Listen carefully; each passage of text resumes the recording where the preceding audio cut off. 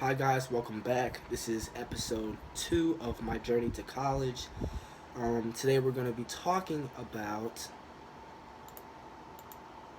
choosing what colleges you want to go to, um, planning for college, getting statistics on the colleges you like, and setting up a chart, things like that. So if you give me a second, let me just pull up my list that I've made. I'm going to show you guys an example of the list that I've made. I'm going to show you guys how you can make yourselves one because I think that they're very helpful at comparing all your colleges that you like together and in determining which college that you want to go to. So I am going to start this up so you guys can see.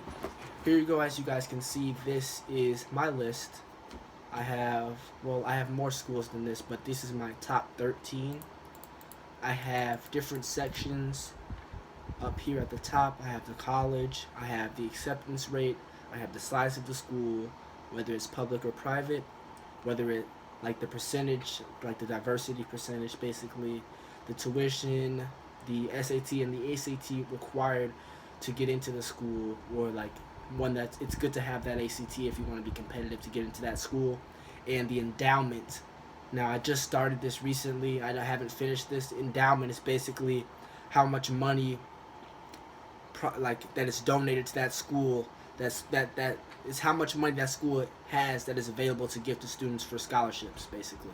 So that basically gives you a good amount on how much scholarship money that you can receive from that school. So I'm going to show you all of my tabs because as you can see I have different filters up here that I can filter it by. Here I have school size, which is the size of the school. I have it filtered by from smallest to largest. My smallest school is Johns Hopkins. My largest school is University of Florida with about 52,000. So next section I have is acceptance rate. The acceptance rate is ranked from largest to smallest. So the largest acceptance rate at 73% is Xavier Cincinnati, and the lowest acceptance rate at 8.5% is Brown University. So as you can see, I have a wide range of schools, which is very good to have.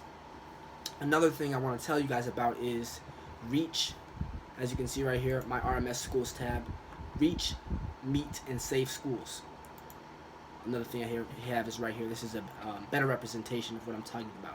Now, reach schools, meet schools, and safe schools. These are you want 3 categories when it comes to looking at colleges and applying to colleges. Reach schools are the schools that you like, obviously, but that you have a chance of getting into them, but it's not like a sure thing. It's not likely that you'll get into them, but you'll still apply to them just in case that you do get accepted to one of them. My reach schools, I have Washington University, Rice, Georgetown, Johns Hopkins, Vanderbilt, Penn, and Brown. All of these have acceptance rates below 15%, so that's why I have it on my reach schools. Now my meet schools, these are schools that you think that you could be competitive for and you have a good chance of getting into. Now these are the most important schools because it's the school you'll likely end up going to if you don't get into one of your reach schools.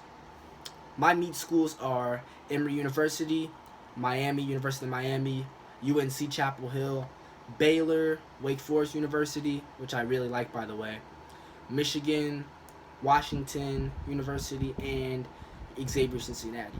Now all of these have an acceptance rate of 20% or higher, but most of them, like Washington 46%, Xavier 73%. These are good acceptance rate that I think I have a good chance of getting into with obviously my GPA and my SAT scores and things like that. Now the third section here is safe schools. Now safe schools are basically schools that have high acceptance rates and that that you can get into. It's a sure thing. These are basically your backups. If just in case you don't get into any of your meet schools or reach schools, this is what you will have as your fallback so you can still go to college. Here I have Xavier LA, which has a 64% acceptance rate. I have Howard University, which has a 41% acceptance rate. I have TCU, which is Texas Christian University, and I have the University of Florida with a 42% acceptance rate. That's pretty much it when it comes to colleges and things like that for reach, meet, and safe schools. Um, these other tabs I have open are the tuition. I have the ranked from lowest to highest tuition. My lowest tuition at 26,000 is Howard University, and it goes up. And these color, if you're wondering what these colors are, these are my reach, meet, and safe schools, so that I know like which schools are which as I'm going through each tab as they get mixed up like that. Here's my SAT column from lowest to highest, SAT requirement, and ACT requirement from lowest to highest. And then finally, these are my top schools right here that I have ranked. Let me just fix this up for you. These are my top schools here.